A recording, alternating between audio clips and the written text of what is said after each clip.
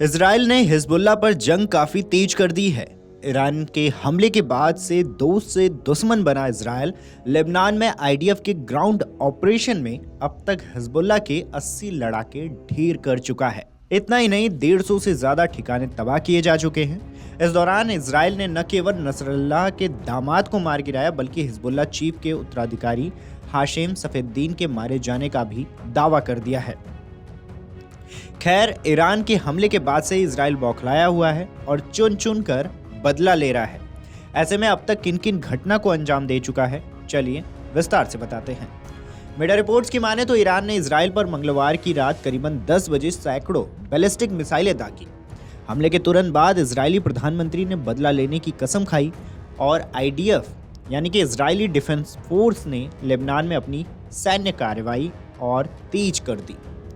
Israel ने सीधे तौर पर अभी ईरान के हमले का जवाब नहीं दिया है, लेकिन हमास और हिजबुल्लाह को बड़ी चोट पहुंचाकर इजराइल ईरान से बदला लेना शुरू कर चुका है।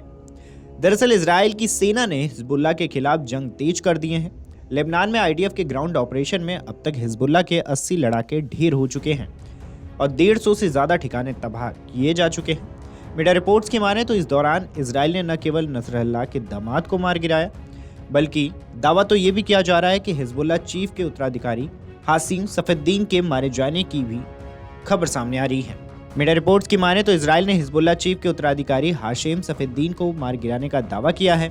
बताया जा रहा है कि बेरूत में किए गए ताजा हमले में हाशिम सफेद्दीन की मौत हो गई है, जबकि राइटर्स ने स्थानीय सूत्रों के हवाले से बताया कि सफेद्दीन इस हमले में सुरक्षित हैं।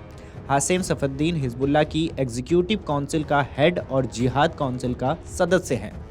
हाशिम पर संगठन के राजनीतिक मामले संभालने की जिम्मेदारी है। वह हिजबुल्लाह चीफ नसरल्लाह का चचेरा भाई और नसरल्लाह की तरह सिर पर काला साफा बांधता है। खबरों की माने तो इजरायली सेना ने सीरिया की राजधानी दमिश्क के करीबन एक हवाई हमले में हिजबुल्लाह चीफ हसन नसरल्लाह के दामाद हसन कासिर को मार गिराया। जब संगठन में बड़े लीडर्स की जरूरत है तो ऐसे समय में हसन का मारा जाना बड़ा झटका है। एक रिहायशी इलाके में एयर स्ट्राइक कर हसन को निशाना बनाया गया। हसन के परिवार की इजराइल से पुरानी दुश्मनी रही है। 1982 में लेबनान वॉर के दौरान हसन का बड़ा भाई अहमद कासिर टायर में इजरायली बेस पर एक विस्फोटक लदी कार से लेकर घुस गया था। ईरान के supreme leader Ayatollah Ruhollah Khomeini ने अहमद काशिर के इस आत्मघाती हमले को फतवे से सुरक्षित कर दिया, जिसके बाद उसे हिजबुल्लाह का पहला शहीद माना जाता है। खैर, इजरायली सेना लेबनान के साथ साथ यमन और सीरिया में भी रेजिडेंस ग्रुप के कुछ ठिकानों को निशाना बना रही है।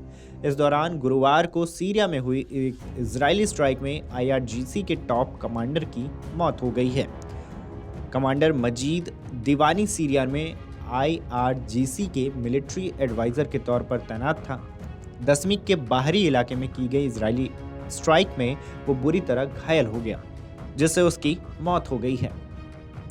मीडिया रिपोर्ट्स की माने तो IDF ने हिजबुल्लाह के वरिष्ठ सदस्य महमूद यूसुफ अनीसी को भी मार गिराने का दावा किया है। IDF के मुताबिक महमूद लेबनान में हिजबुल्लाह की गाइडेड मिसाइल मैन्युफैक्चरिंग चैन में शामिल था। अनीसी ने करीबन 15 साल पहले संगठन ज्वाइन किया और लेबनान में हिजबुल्लाह के PGM कैंपेन के लीडर में से एक माना गया। यूसुफ अनीस के पास हथियार निर्माण से जुड़ी टेक्नोलॉजिकल एबिलिटीज की बेहतरीन जानकारी थी। IDF ने एक्स पर पोस्ट कर एक हमले में महमूद यूसुफ अनीसी के मारे जाने का दावा किया है। खैर, इजरायली सेना ने आतंकी अजीज सालहा को मार गिराने का भी दावा किया है।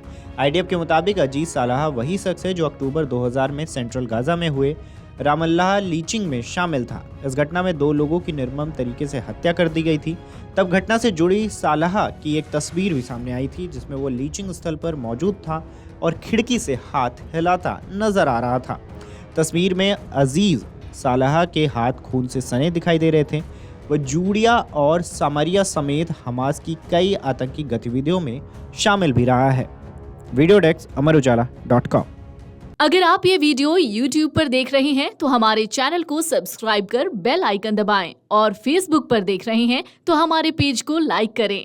8 मिलियन प्लस सब्सक्राइबर, आपके इस भरोसे के लिए बहुत धन्यवाद।